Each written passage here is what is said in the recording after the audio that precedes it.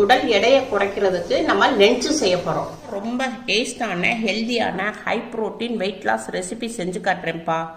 டயட்ல இருக்கிறவங்க மதியம் இப்படி ரைஸ் பண்ணி சாப்பிட்டீங்கன்னா வெயிட் லாஸுக்கு ரொம்ப ஹெல்ப் பண்ணுப்பா. வாங்க எப்படி செய்யலான்னு பார்ப்போம்.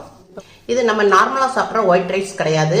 இது வந்து வெயிட் லாஸ்க்காண்டி நம்ம ப்ரௌன் ரைஸ் எடுத்துருக்கோம். இது வந்து ப்ரௌன் ரைஸு. இப்போ வந்து நம்மளுக்கு வெயிட் லாஸ்க்கு ரொம்ப ஹெல்ப் பண்ணும். ஒரு கப் எடுத்திருக்கேன். இதை உள்ள மாற்றிக்கிடுவோம்.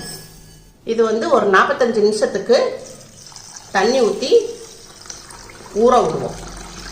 இப்போப்பா கேஸ் ஆன் பண்ணியிருக்கோம். ஒரு கடாய் வச்சுருக்கோம். கடாய் கொஞ்சம் சூடாகட்டும். இப்போ 2 ஸ்பூன் நெய் விட்டுக்குருவோம். 2 ஸ்பூன் நெய் விட்டாச்சு.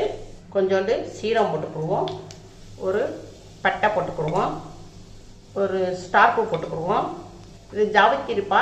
பட்டை கிராம்புக்கு கடையில் எல்லா கடையிலையும் கிடைக்கும் ஜாவித்திரி. இது ஒன்று போட்டுக்குருவோம். 3 ஏலக்காய் 3 கிராம்பு. இப்போ லைட்டாக இதை கொஞ்சம் வதக்கிக்கிடுவோம். சீரகம் கொஞ்சம் புரிஞ்சிருச்சுப்பா. பட்டை கிராம்பு புரிஞ்சிருச்சு. இப்போ மீடியமான ஒரு வெங்காயம்ப்பா கட் பண்ணி வச்சுருக்கேன். இதையும் போட்டுக்கிடுவோம். இதை நல்லா வதக்கிக்கிடுவோம். இப்போ நம்ம 2 நிமிஷம் நல்லா வெங்காயத்தை வதக்கியிருக்கோம். வெங்காயத்தினுடைய கலர் மாறிடுச்சு. இப்போ நான் வந்து இந்த அளவுக்கு இஞ்சி எடுத்திருக்கேன். 1 இன்ச்சு அளவுக்கு. இப்போ அதிலே வந்து உங்களுக்கு வெள்ளைப்பூடு வந்து இதில் வந்து 6 வெள்ளை பூண்டு உரிச்சிருக்கேன். இந்த மாதிரி இதில் உரித்து நான் உங்களுக்கு பேஸ்ட் ஆக்கியிருக்கேன். இஞ்சியும் பூண்டும் இதையும் நம்ம வதக்கிக்கிடுவோம். பச்சை வாடை போகிற அளவுக்கு நம்ம வதக்கிக்கிடுவோம். இப்போ இஞ்சி பூண்டுடைய பச்சை வாடை போயிருச்சு. நல்லா வதங்கிடுச்சு. நான் ஒரு உருளைக்கிழங்க தோல் சீவி வச்சுருக்கேன். ஒரு உருளைக்கிழங்க 8 துண்டாக போட்டிருக்கேன். இதையும் இதில் போட்டுக்கிடுவோம். இதை வதக்கிக்கிடுவோம்ப்பா. 1 டீஸ்பூன் அளவுக்கு மிளகாப்பொடி போட்டுக்கிடுவோம். இது வந்து கரம் மசாலாப்பா, வீட்டிலே அரைச்சது. பட்டை கிராம்பு ஏலக்காய் எல்லாம் சமமாக எடுத்து நான் அரைச்சி வச்சுருக்கேன். உங்களுக்கு 1/2 ஸ்பூனு கரம் மசாலா போட்டுக்கிடுவோம். இப்போ இதை ஒரு வதக்கிடுவோம். மீடியமான தக்காளி 2 தக்காளி எடுத்திருக்கேன். இதை இதில் போட்டுக்கிடுவோம். தக்காளியும் நல்லா எல்லாத்தையும் சேர்த்து ஒரு வதக்கிடுவோம். இப்போ உருளைக்கிழங்கு கரம் மசாலா எல்லாத்தையும் வதக்கியாச்சுப்பா. இப்போ நான் ஒரு கப்பு பீன்ஸ் எடுத்திருக்கேன். இதை இதில் போட்டுக்கிடுவோம். கொஞ்சம் நீளமாக நறுக்கி வச்சுருக்கேன். 1 கப்பு பச்சை பட்டாணிப்பா. இதை இதில் போட்டுக்கிடுவோம். மீடியமான கேரட்டுப்பா 2. இதையும் நறுக்கி போட்டுக்கிடுவோம். இப்போ இதை எல்லாத்தையும் ஒரு வதக்கிக்கிடுவோம். எல்லாத்தையும் மிக்ஸ் பண்ணிக்கிடுவோம். இப்போ எல்லாத்தையும் நம்ம மிக்ஸ் பண்ணிட்டோம். இது வந்து மீல் மேக்கரு நல்லா சுடுதண்ணியில் போட்டு எடுத்து வச்சுருக்கேன். இதையும் நல்லா தண்ணியை நல்லா புழிஞ்சிடணும். புழிஞ்சிட்டு போடணும். மீல் மேக்கரில் வந்து அதிகமாக ப்ரோட்டீன் இருக்குது. இப்போ எல்லா காயும் நம்ம போட்டிருக்கோம்.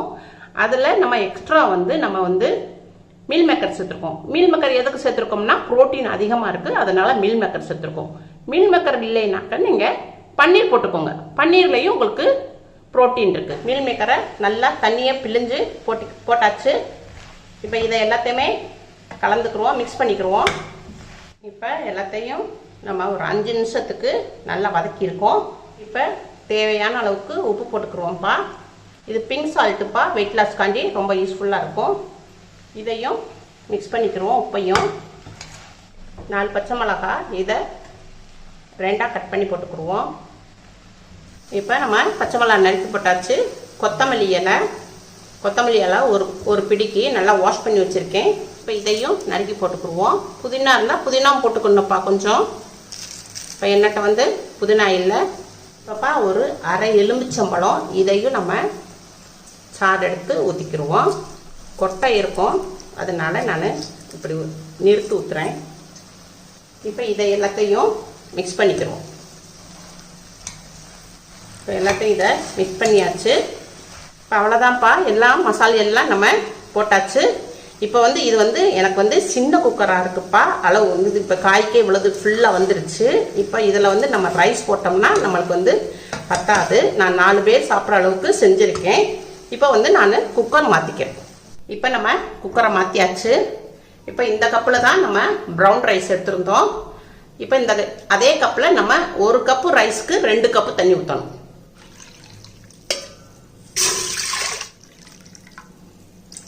2 கப் தண்ணி ஊற்றியாச்சு. தண்ணி கொதிச்சுக்கிட்டு வருது.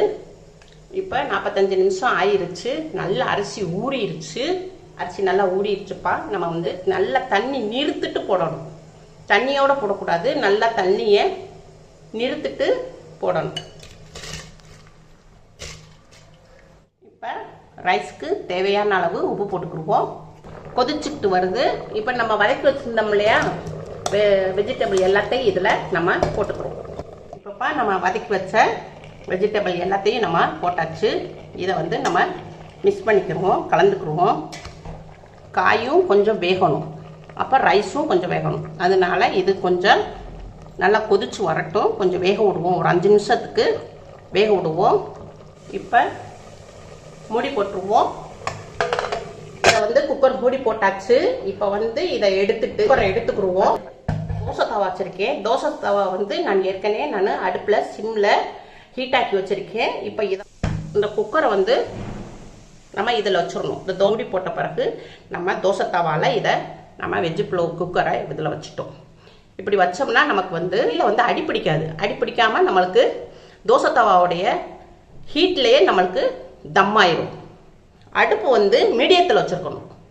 இப்போப்பா நம்ம மூடி போட்டு 15 நிமிஷம் தம்மில் விட்டுருவோம். இப்போப்பா 15 நிமிஷம் ஆயிடுச்சு. இப்போ வந்து தோசை தவாவுடைய ஹீட்டில் தான் இருக்குது. இப்போ பாருங்கள், விசில் பாருங்கள். இப்போ தோசை தவாவுடைய ஹீட்லேயே உங்களுக்கு விசில் வந்துருச்சு. இப்போ நம்ம கேஸை ஆஃப் பண்ணிடுவோம். இப்போ இதை வந்து தனியாக எடுத்துக்குருவோம். தனியாக எடுத்து வச்சுக்கிடுவோம். ஏன்னா தோசை தவாலே ரொம்ப ஹீட் ஆச்சுன்னா கீழே வந்து அடி பிடிச்சிரும். விசில் நல்லா அடங்கட்டும். அடங்கின பிறகு உங்களுக்கு ஓப்பன் பண்ணி காட்டுறேன். விசில் நல்லா தம் ஆயிடுச்சு. இப்போ இதை உங்களுக்கு ஓப்பன் பண்ணி காட்டுறேன். பாருங்கள், நல்லா சூப்பராக வந்திருக்கு. இப்போ இதை எல்லாத்தையும் அப்படியே மிக்ஸ் பண்ணிக்கிடுவோம்.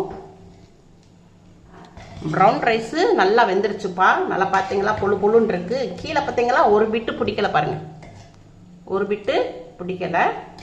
தண்ணியும் நம்ம கரெக்டாக வச்சுருந்தோம். இப்போ இதை வந்து ஒரு பிளேட்டில் மாற்றிக்கிடுவோம். நம்ம தொட்டுக்கிறதுக்கு ஒரு பச்சடி செஞ்சுருக்கேன். வெள்ளரிக்காய் பச்சடி. வெள்ளரிக்காய் பிஞ்சு காய்ப்பா 2 காய் எடுத்திருக்கேன். அதை பொடிசாக நறுக்கி போட்டிருக்கேன். ஒரு கேரட்டு, மீடியமான கேரட்டு, அதையும் துருவி போட்டிருக்கேன். ஒரு வெங்காயம் பல்லாரியில் சின்னதாக எடுத்திருக்கேன். அதையும் பொடிசாக நறுக்கி போட்டிருக்கோம். கொஞ்சம் தயிர் போட்டிருக்கோம். கொஞ்சோண்டு கொத்தமல்லி இலை, ஒரு பச்சை மிளகாய், எல்லாத்தையும் சேர்த்து கொஞ்சோண்டு உப்பு, இதை மிக்ஸ் பண்ணி நம்ம வச்சுருக்கோம். அந்த பச்சடி புலாவ் ரைஸுக்கு ரொம்ப நல்லா இருக்கும்ப்பா. இது மாதிரி நீங்கள் பச்சடி வச்சு தொட்டு சாப்பிடுங்க. சின்ன பிள்ளைகளுக்கு நம்ம வந்து காய் வந்து பொரியலோ இல்லை நம்ம கிரேவி வச்சு கொடுத்தா சாப்பிடாதுங்க. இந்த மாதிரி நம்ம புலாவ் வச்சு கொடுத்தோம்னா சாப்பிடுவாங்க. நார்மலாக நம்ம சமைக்கிற அரிசியிலையும் நம்ம இப்படி செய்யலாம். இப்போ டயட்டில் இருக்கிறவங்க, வெயிட் லாஸில் இருக்கிறவங்க ப்ரௌன் ரைஸு சேர்த்துக்கோங்க. உங்கள் வீட்டில் செஞ்சு பாருங்கள். அம்மாவுக்கு லைக் பண்ணுங்கள், ஷேர் பண்ணுங்கள், சப்ஸ்கிரைப் பண்ணுங்கள்.